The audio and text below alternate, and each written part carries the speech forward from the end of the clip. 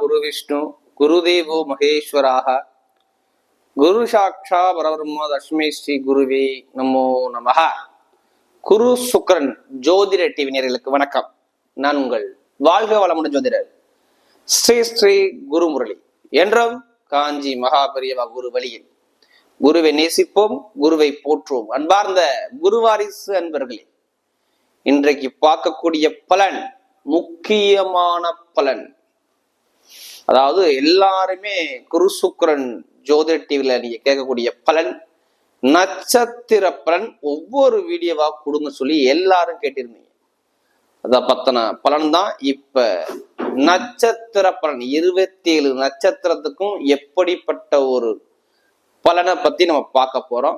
உங்களுடைய குணம் என்ன, இதுல என்ன பார்க்க போறோம்னா உங்களுடைய குணம் என்ன, நீங்க எந்த விஷயத்துல கவனமா இருக்கணும், எந்த விஷயத்துல கவனமா இருக்கணும் இல்ல இருக்கக்கூடாது, இதை பத்தி தான் ஃபுல்லாகவே இந்த வீடியோல பார்க்க போறோம். அது இல்லாம உங்களுடைய பிறப்பு ஜாதகம் சொல்லுவாங்க, இதான் விதி ஜாதகம். நட்சத்திரத்தை வச்சு உங்களுக்கு என்ன திசைகள் நடக்குது, என்ன புத்திகள் நடக்குது, அந்த திசை புத்தி வரும்போது உங்களுடைய வயசுக்கு ஏத்தாப்புல அங்க என்னென்ன பலனை ஒவ்வொரு கிரகம் கொடுக்கும், இதையும் பத்தி ஃபுல்லா டீட்டெயிலா பார்க்க போறோம். இது எல்லாமே நான் ஒரு பொது பலன் தான். இந்த நான் சொல்லக்கூடிய இந்த பொதுவான கேரக்டர், நீங்க எந்த விஷயத்துல போகணும், எந்த விஷயத்துல போனா உங்களுக்கு யோகமா இருக்கும், இதை நீங்க ஃபாலோ பண்ணாவே எல்லாமே உங்க வாழ்க்கையில வெற்றியாகணும். இது முழுக்க முழுக்க உங்களுடைய வாழ்க்கையோட ரகசிய பலன். இந்த பலன் நட்சத்திர பலன் 27 நட்சத்திரத்துக்கு நம்ம பலனை கொடுக்க போறோம். கடைசி மட்டும் வீடியோ பாருங்க. இதுல ஒவ்வொரு திசா புத்திக்கும், அதாவது நீங்க ஒரு நட்சத்திரம் பிறந்தீங்கன்னா உங்களுக்கு என்னென்ன திசை வரும், என்னென்ன புத்தி வரும், எதுல கவனமா இருக்கணும், எதுல கவனமா இருக்கக்கூடாது, இதை பத்தியும் ஃபுல்லா நம்ம டீட்டெயிலா நம்ம பார்க்க போறோம். இப்ப நம்ம வீடியோக்குள்ள போவோம். அன்பார்ந்த ரோகிணி நட்சத்திர அன்பர்களே, பொதுவா பாருங்க, இந்த ரோகிணி நட்சத்திரம் கால புருஷனுடைய அதாவது 4வது நட்சத்திரம் நம்ம இதை சொல்லலாம். 4வது நட்சத்திரத்துல ரோஹிணி நட்சத்திரம் 4வது நட்சத்திரமா வரும். இந்த நட்சத்திரத்துடைய குணம் பாருங்க, இதுக்கு சந்திர பகவான் ஆதிக்கம் செலுத்தக்கூடிய குணம் இருக்கும். இது சந்திரன் யாருன்னா அந்த ரோஹிணி நட்சத்திரம் பிறந்தவங்க எல்லாமே சந்திரனுடைய ஆதிக்கத்துல பிறந்திருக்காருன்னு அர்த்தம். இவங்க ரிஷபராசி இந்த ரோஹிணி நட்சத்திரம் வர்றதுனால இது இங்க உச்சமாவார் சந்திர பகவான். அப்ப எதுலையுமே பாருங்க நிறைய கற்பனை திறன் இந்த ரோஹிணி நட்சத்திரம் பிறந்தவங்க கண்டிப்பாக இருப்பாங்க. இவங்களை மாதிரி யாரும் கற்பனை பண்ண முடியாது. நிறைய கலைகளை ரொம்ப விரும்பக்கூடிய நபராக இந்த ரோஹிணி நட்சத்திரம் பிறந்தவங்க கண்டிப்பாக இருப்பாங்க. இசை கலையில ரொம்ப ஆர்வம் எடுக்கக்கூடிய நபராக இவங்க இருப்பாங்க. உணவு சார்ந்த துறைகள், அடுத்தது கமிஷன் ஏஜென்சி சம்பந்தப்பட்ட துறைகள், இடம் சம்பந்தப்பட்ட தொழில்கள், பிசினஸ் சம்பந்தப்பட்ட தொழில்கள், வெளிநாடு வெளியூர்ல போய் வேலை பார்க்கக்கூடிய நபர்கள், ஒரு இடத்த சுத்தமா வச்சக்கூடிய ஒரு பக்குவமான குணங்கள், நல்ல ஒரு அன்பான குணம், தாய் மாதிரி வந்து தன்னுடைய குடும்பத்தை பார்க்கக்கூடிய குணம், எல்லாமே இந்த ரோஹிணி நட்சத்திரம் மட்டும்தாங்க. இந்த நட்சத்திரத்துடைய குணமே பயங்கரமான ஒரு டேலண்டான குணம். இவங்க மாதிரி யாரும் கற்பனை பண்ண முடியாது. கற்பனை பண்ணி அந்த வேலையை கச்சிதமா முடிக்க முடியாது. இந்த ரோஹிணி நட்சத்திரம் பிறந்தவங்க மட்டும் பாருங்க, எடுத்து பாருங்க, கண்டிப்பா இந்த குணம் இருக்கும். இதுலையுமே ஒரு தன்னம்பிக்கை விட மாட்டாங்க ரோஹிணி நட்சத்திரம் பிறந்தவங்க. இதுல 4 பாதத்துல பிறந்திருப்பாங்க. இந்த 4 பாதத்துல பிறந்தவங்க ஒவ்வொருத்தரும் ஒவ்வொரு விதமான குணத்துல இருப்பாங்க. எடுத்து பாருங்க. அதை பத்தி தான் ஃபுல்லா பார்க்க போறோம். இதுல நீங்க கடைசி மட்டும் வீடியோ பாருங்க. நீங்க என்ன தெய்வத்தை வழிபாடு பண்ணணும், உங்களுக்கு எந்த திசை வந்தா யோகமான திசை, எந்த திசை வந்தா யோகம் இல்லாத திசை, எந்த வருஷத்துல நீங்க எந்த திசாபத்தில நீங்க கவனமா இருக்கணும், அதாவது உங்க வயதுல எத்தனை வயசுக்கு அப்புறம் நீங்க கவனமா இருக்கணும், இதையும் பத்தி நம்ம வீடியோல கடைசியில நம்ம கொடுப்போம். இல்ல கடைசி மட்டும் வீடியோ பாருங்க. என்னைய பொறுத்தவரை ஃபர்ஸ்ட் வாட்டி சேனல்ல பார்க்கணும், கண்டிப்பா சப்ஸ்கிரைபர் கண்டிப்பா பண்ணிக்கோங்க. அதான் என்னுடைய கருத்து. ஏன்னா நம்ம தொடர்ச்சியாக எல்லா 27 நட்சத்திரத்தையும் பத்தி நான் பேச போறேன். இதுல பார்க்கக்கூடிய நட்சத்திரம் ரோஹிணி நட்சத்திரம் பிறந்தவங்க. ஒரு அன்பான குணம், ஒரு தாய் பாசம், ஒரு அனுசரிச்சு போன குணம் எல்லாமே இவங்கள்ட்ட அதிகமா பார்க்கலாம். அப்ப இவங்களுடைய குணம் எடுத்து பார்த்தீங்கன்னா பொதுவா பாருங்க, இந்த ரோஹிணி நட்சத்திரம் 1ஆம் பாதத்துல பிறந்திருக்காங்க பார்த்தீங்களா, 4 பாதம் வரும். இதுல 1ஆம் பாதத்துல பிறந்தவங்க மட்டும் இவங்களுடைய குணங்கள் வேற மாதிரி இருக்கும். இதுலயுமே எப்படி இருப்பாங்க, நீதி நேர்மையாக இருப்பாங்கன்னு அர்த்தம். இந்த 1ஆம் பாதத்துல பிறந்தவங்க ரொம்ப நாகரிகமா இருப்பாங்க. எதுவுமே நீதி நேர்மையான குணம் இருக்கும். ஒருத்தருக்கு டக்குன்னு உதவி பண்ற குணமும் இவங்களை மாதிரி யாரும் இறக்கப்பட முடியாது. இந்த ரோஹிணிஸ்ல 1ஆம் பாதத்துல பிறந்திருக்காங்க பாத்தீங்களா, நம்பி ஒரு விஷயத்த ஒப்படைக்கலாம். ஒரு காரியத்தை கொடுத்தா அந்த காரியத்தை கச்சிதமா முடிக்கக்கூடிய பக்குவமான குணம் இவங்கள்ட்ட இருக்கும். அதிகமா உணர்ச்சி வசப்படுவாங்க, உதவி பண்ற குணம் இருக்கும், நீதி நேர்மையோடு இருப்பாங்க. நிறைய பேர் அரசாங்க தொடர்பு, அரசு மூலம் அனுகூலங்கள் போகக்கூடிய அமைப்புகள், நிறைய பேர் இந்த மருத்துவர்கள், அடுத்து இந்த காக்கி யூனிஃபார்ம் போடக்கூடிய தகுதிகள் எல்லாமே இவங்களுக்கு இருக்கலாம். ரோஹிணி நட்சத்திரம் 1ஆம் பாதத்துல பிறந்த பாருங்க, நல்லா ஒரு கஷ்டமான வேலையா இருந்தாலும் அதை பயங்கரமா எடுத்து பார்க்கக்கூடிய தைரியமான குணம் இவங்கள்ட்ட இருக்கும். 1ஆம் பாதத்துல பிறந்துட்டா எதையுமே தாங்கக்கூடிய சக்தி இவங்கள்ட்ட அதிகமா இருக்கும். எவ்வளவு ஒரு துன்பம் வந்தாலும் சரி, எது வந்தாலும், எவ்வளவு பிரச்சனை வந்தாலும் சரி, தாங்கக்கூடிய சக்தி இவங்கள்ட்ட அதிகமா இருக்கும். தன்னுடைய குடும்பத்து மேல நிறைய அக்கறை எடுத்துக்கூடிய குணம் இவங்கள்ட்ட அதிகமா இருக்கும். இந்த ரோஹிணிஸ்ல பிறந்தவங்க கொஞ்சம் கற்பனை அதிகமா பண்ணுவாங்க. அதே மாதிரி 2ஆம் பாதத்துல பிறந்தவங்க பாத்தீங்கன்னா, ரோஹிணி 2ஆம் பாதம் இதுல பிறந்தவங்க அப்படியே முக லட்சணமா மகாலட்சுமி மாதிரி ஒரு கடாச்சகம் முகத்திலே தெரியும். 2ஆம் பாதத்துல பிறந்தவங்க எப்படி இருப்பாங்க, முகத்திலே ஒரு முகத்தை பார்த்தவொடனே இவங்களுடைய முகத்தை பார்த்தா ஒரு மகாலட்சுமி கடாச்சகம்னு சொல்லுவாங்கல்ல, இது இவங்கள்ட்ட இருக்கும். ரொம்ப நாகரீகமா இருப்பாங்க. ஒரு இடத்துக்கு போனா நீட்டா ட்ரெஸ் பண்ணிக்கிட்டு அழகா ஒரு ஆசையா ஒரு அன்பா இதெல்லாம் இவங்கள்ட்ட அதிகமா இருக்கும். ஆனா இறக்க குணமும் அதிகமா இருக்கும். அனாவசியமா செலவு பண்ண மாட்டாங்க. இவங்க செலவு பண்ணக்கூடிய ஆளு கிடையாது. இந்த ரோஹிணிஸ்ல பிறந்தவங்க 2ஆம் பாதத்துல பிறந்தவங்க அனாவசியம் செலவு பண்ண மாட்டாங்க. தன்னுடைய குடும்பத்து மேல நிறைய அக்கறை எடுத்துப்பாங்க. இதுதான் இவங்களுடைய நல்ல ஒரு குணமே. தன்னுடைய கணவர் மேல, தன்னுடைய குடும்பத்து மேல ரொம்ப அன்பு இருக்கும். வேற ஒண்ணும் கிடையாது. இந்த 2ஆம் பாதத்துல பிறந்தவங்க குடும்பம், கணவன் மனைவி மேல ரொம்ப அன்பு செலுத்தக்கூடிய குணம் அக்யூரேட்டா இருக்கும். கேட்டு பாருங்களேன், சொல்லுவாங்க. தன்னுடைய குடும்பத்தை மேல நிறைய அக்கறை எடுத்துப்பாங்க. 2ஆம் பாதத்துல பிறந்தவங்க நல்ல ஒரு சிந்தனையாற்றல், ஒரு செழிப்பான குணம் இவங்கள்ட்ட எப்போதுமே இருக்கும். ரோஹிணி 2ஆம் பாதத்துல பிறந்தவங்க அப்ப தன்மையான குணம், ஒரு அடக்கமான குணம், அன்பான குணம் எல்லாமே இவங்கள்ட்ட நீங்க பார்க்கலாம். உணவு சார்ந்த ஃபீல்டுல நிறைய பேர் இருப்பாங்க, கம்ப்யூட்டர் சார்ந்த ஃபீல்டு இருப்பாங்க, ஒருத்தர் பேச்சால சம்பாதிக்கிறாங்க பாத்தீங்கன்னா ஆசிரியர் ஃபீல்ட்ல நிறைய பேர் இருப்பாங்க. இந்த 2ஆம் பாதத்துல பிறந்தவங்க எடுத்து பாருங்க, இவங்க அதிகமா இதுல ஈடுபாடு பண்ணுவாங்க. வட்டி தொழில், பேச்சு மூலம் சம்பாதிக்கக்கூடிய அமைப்பு இது எல்லாமே அதிகமா இருக்கும். இதே ரோஹிணி நட்சத்திரம் 3ஆம் பாதத்துல பிறந்தவங்க பாருங்க, பயங்கரமான ஒரு புத்திசாலி குணம் இருக்கும், அறிவு இருக்கும், நல்ல ஒரு சிந்தனை ஆற்றல் இருக்கும் இவங்கள. அதாவது இந்த 3ஆம் பாதத்துல பிறந்தவங்க பாருங்க, பாக்குறதுக்கு ஒருத்தர் தோற்றம் அதிகமா இருக்கும், ஒரு சுட்டித்தனம், ஒரு விளையாட்டு குணம் இவங்கள்ட்ட அதிகமா இருக்கும். குழந்தை மாதிரி விளையாடுவாங்க. அந்த குணம் ஒரு அன்பான குணம், ஒரு தன்மையான குணம், விட்டு கொடுத்து போற குணம், அனுசரிச்சு போற குணம், யாருக்கிட்ட எப்படி பேசி எப்படி காரியத்தை சாதிக்கக்கூடிய குணம் எல்லாமே இந்த ரோஹிணி நட்சத்திரம் 3ஆம் பாதத்துல பிறந்தவங்க கண்டிப்பா இருப்பாங்க. எல்லா படிப்பையும் படிச்சு முடிப்பாங்க. இவங்க படிப்பு கல்வியில டாப்பா வரக்கூடிய ஒரே நபர்கள் யாருன்னா ரோஹிணி நட்சத்திரம் 3ஆம் பாதத்துல பிறந்தவங்க எடுத்து பாருங்க. கண்டிப்பா இவங்கள்ட்ட படிச்சிருக்கே மாட்டாங்க, அறிவிஞான அறிவு அதிகமா இருக்கும். யாருக்கிட்ட எப்படி பேசி என்ன காரியத்தை சாதிக்க சொல்லி நல்ல டேலண்டான குணமும் இந்த ரோஹிணி நட்சத்திரம் 3ஆம் பாதத்துல பிறந்தவங்க கண்டிப்பாக இருக்கணும், இருப்பாங்க.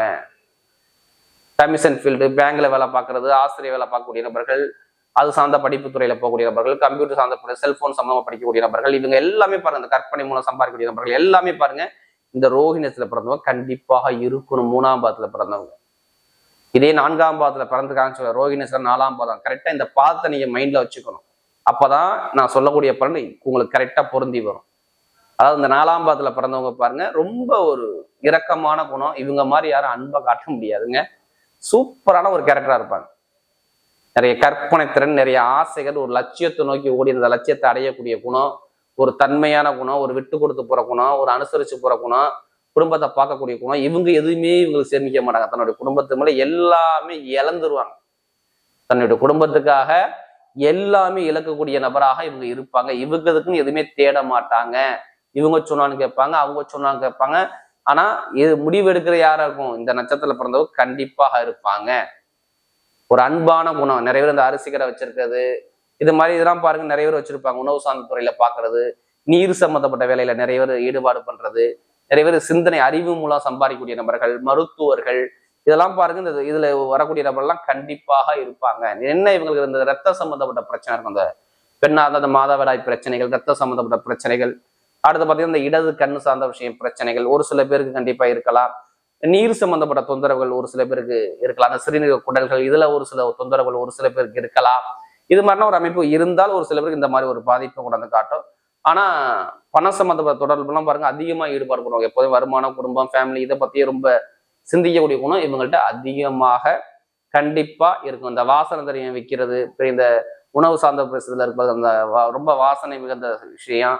அடுத்து கலை சம்பந்தப்பட்ட ஃபீல்ட்ல போகக்கூடிய நபர்கள், இந்த கற்பனை சினி ஃபீல்டு, கலை ஃபீல்டு, இதெல்லாம் நிறைய பேர் பாருங்க இந்த ரோஹிணத்துல பிறந்தவங்க பொதுவாக இருப்பாங்க இந்த துறையில.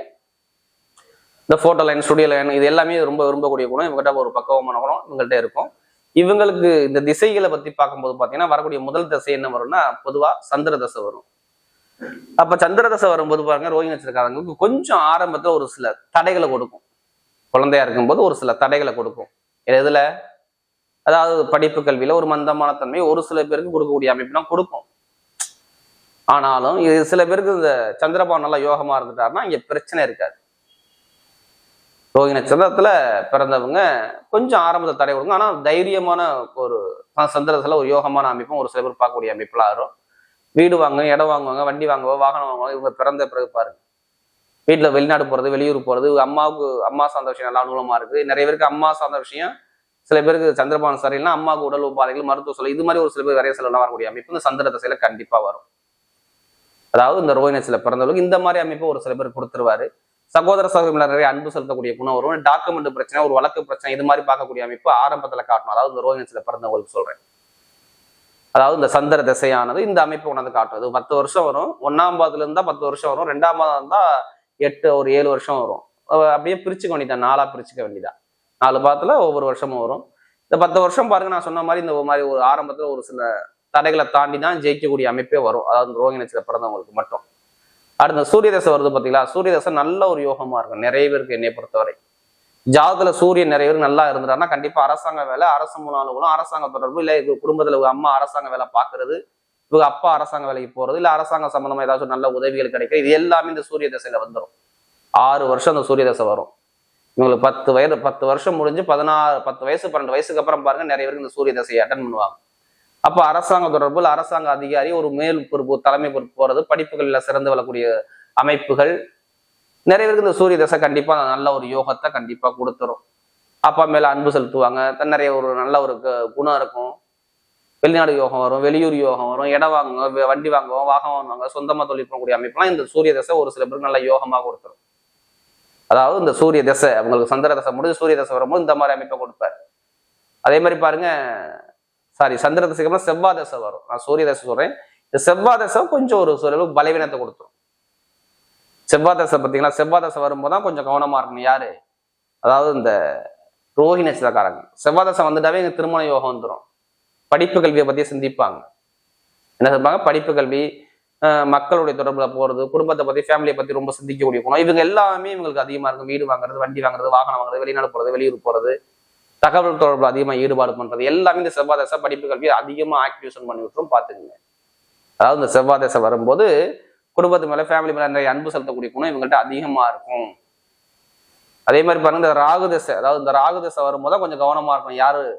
இந்த ரோஹிணி நட்சத்திரத்துல பிறந்தவங்க எல்லாத்துக்கும் சொல்றேன். செவ்வாய் தசை முடிஞ்சு ராகு தசை வரும்போது ஒரு 18 வருஷம் ரொம்ப ஒரு சில பேருக்கு ஒரு சில பலவீனத்தை, ஒரு பிரச்சனைகளை, ஒரு தடைகளை, உடம்பு சார்ந்த மருத்துவ செலவுல, தந்தைக்கு உடம்புல பிரச்சனை, தாய் உடம்பு பிரச்சனை, வீட்டுல குடும்பத்துல செலவுகள், யாரு ஜாதகத்துல ராகு சரியில்லையோ இது மாதிரி ஒரு பலவீனத்தை சந்திக்கக்கூடிய அமைப்பு கண்டிப்பா வரும். யாருக்கெல்லாம் ராகு தசை வந்துச்சோ கேட்டு பாருங்க.